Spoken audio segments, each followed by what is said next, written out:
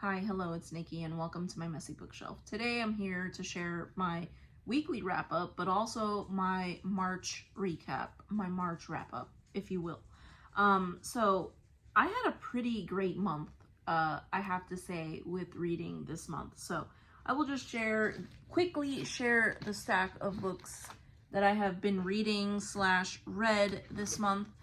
And then I will spend more time talking about the ones that I read this week. So this is my March stack. These are all books that I have either completed or am carrying over into the next month. So the first one we have here is This Earthly Globe, and this is by Andrea Di Robilant. And this is the nonfiction that I chose to read in March. And I'm very disappointed in myself because I typically, my goal is to read a nonfiction every single month, and I have been averaging one a month, but sometimes I will read two. However, this month, I did not finish this book. I thought I was going to read it 2 weeks ago. I thought I was going to finish it because it is fantastic, and I was loving it. And there is nothing wrong with this book. This book is excellent. However, I was getting very distracted with my fiction for the month. So the only reason I did not finish this is because I was being a petulant child and I wanted to read fiction and did not want to finish my nonfiction. But this was reading like a fiction book, so I don't know why I didn't finish it, because it was great, and I do plan on carrying this over. I did read a little bit more, but I think 2 weeks ago I said I was going to finish it that week, and then I didn't pick it up for another few days, so yes. This is a book about a court official in Venice in the, I think, 1500s who is trying to create the first modern, accurate atlas. And yeah, it is fascinating based on where he's taking all his information from. So I am loving it, and I was loving it, so I will continue reading that. So I am feeling a little bit ashamed that I could not, get myself together to finish my nonfiction book for the month, but here we are. I'm being transparent with you guys. The next one is The Moon Garden, and this was it was one of the two group reads for the middle grade March event that was taking place. And I read it. It was wonderful. I did not like how I had quite a cliffhanger at the end, so I will have to read the next book. But yes, this was wonderful. This is sort of a retelling of The Secret Garden, but in space. So we have a little girl who lives on the moon, and she is going to school on the moon, and people have magic.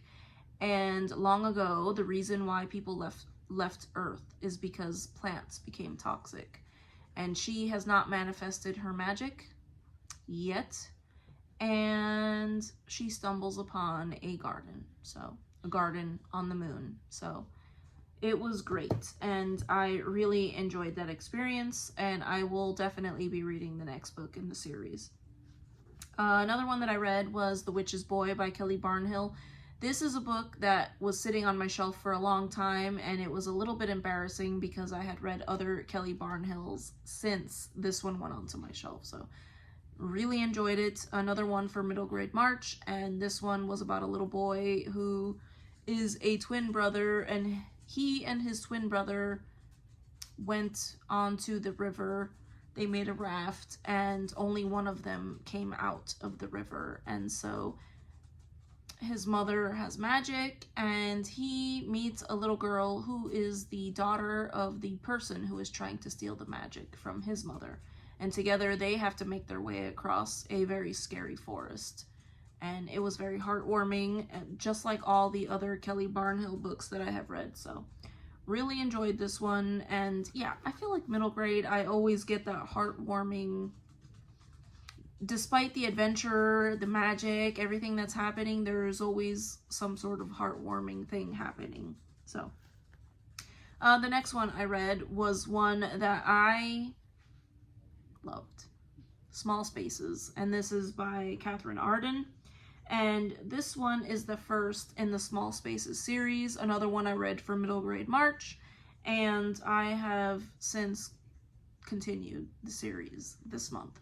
This is a book about a girl who is attending middle school. I think they live in Vermont, and she has recently lost her mother, so she has been withdrawn from everyone, but she makes friends with 2 other kids in her school.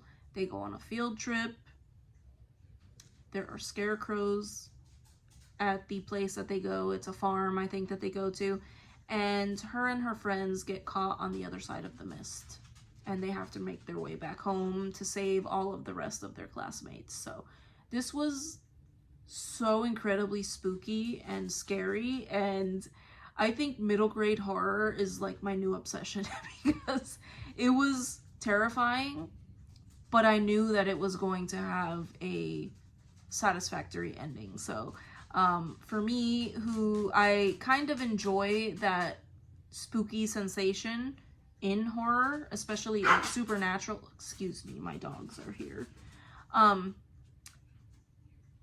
I enjoy that supernatural element, but I don't like all the gore and everything, and I like there to be some sort of satisfactory ending. Middle grade horror, I think, is where it's at. So this was the first book. I loved it and immediately went on to the second one. So yeah. Let's see. This one is a carryover, so I will talk about that next.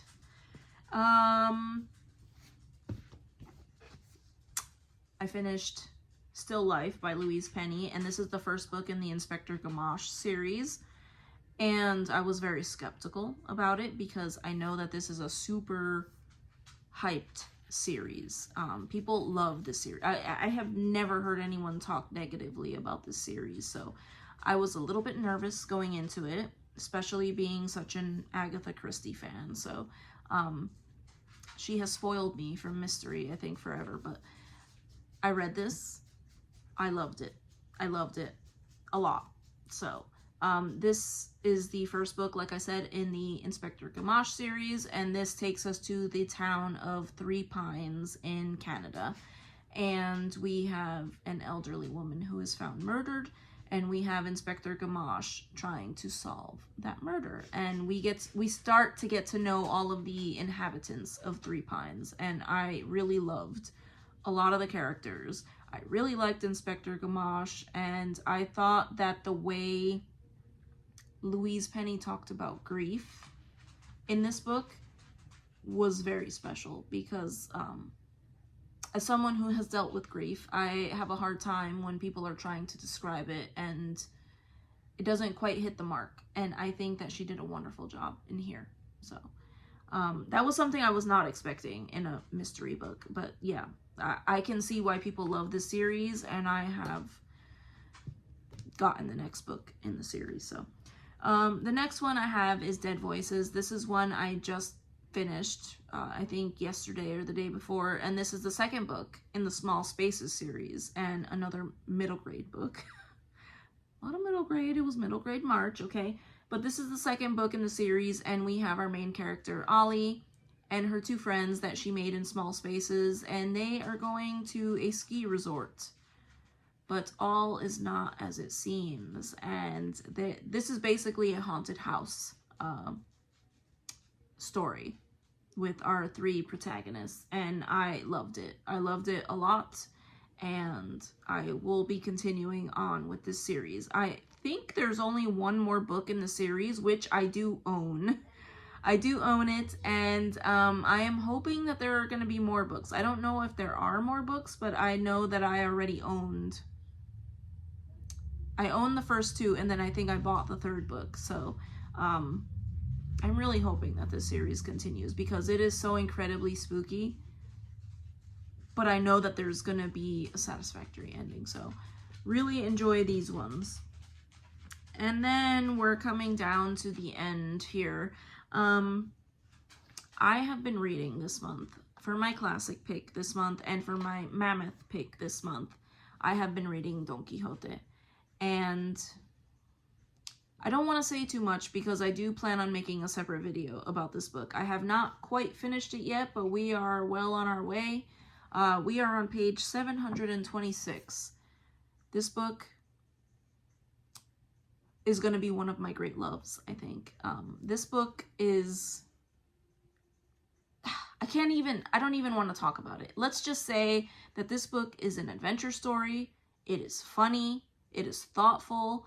And I am adoring it. Okay, I am adoring it. I have been unable to put this book down.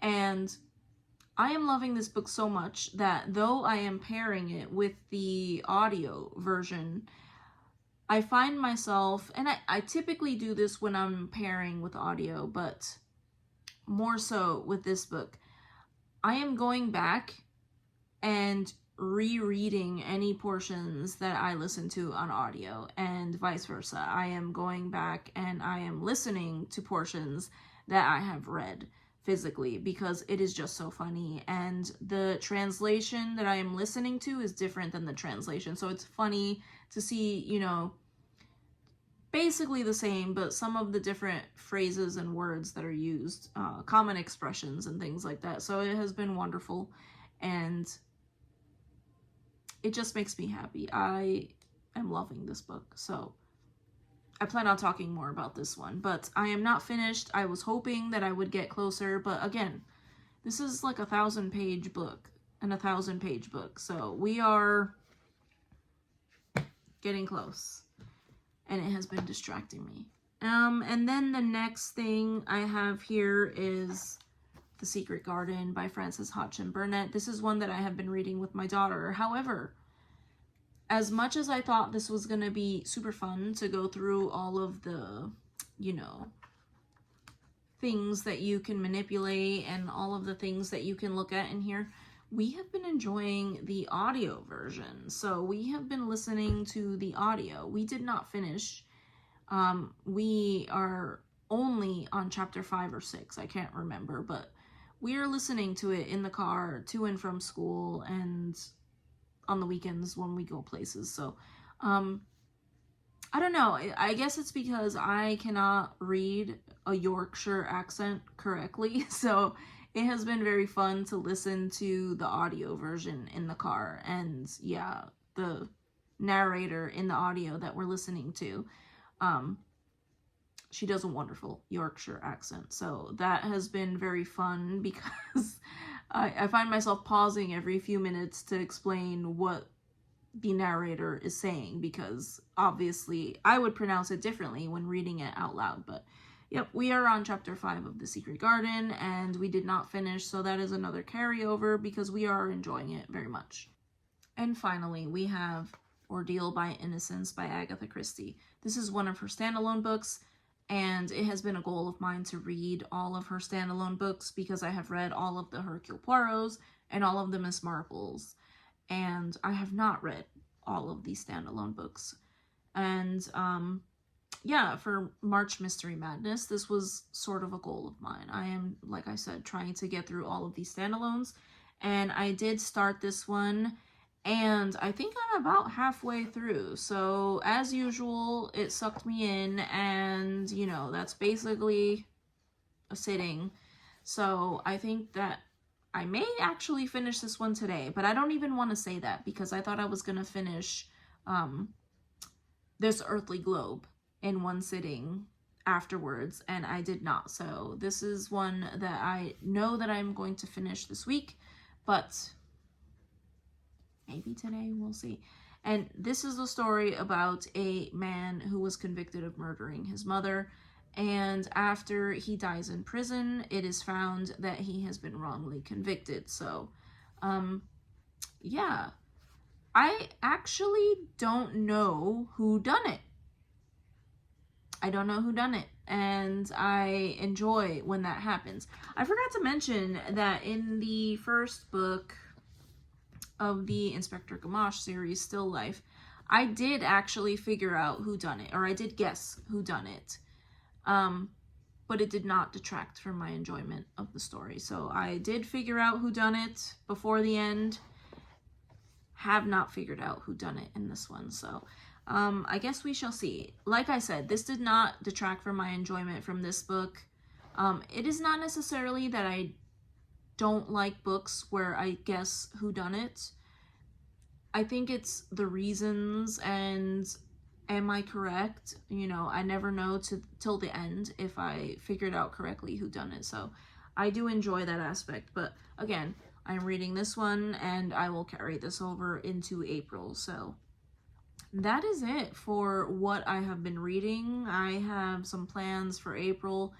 I'm hoping that I do not fall into a reading slump because this has been a great month. Last month was great and so was January. So we'll see. But yeah, this is what I've been getting up to. And yeah, I thank you so much if you watched to the end of this video. And I hope to see you in the next one. Hope to hear what you guys are reading and if you've read any of these books. And again, I hope to see you in the next one. Take care. Bye.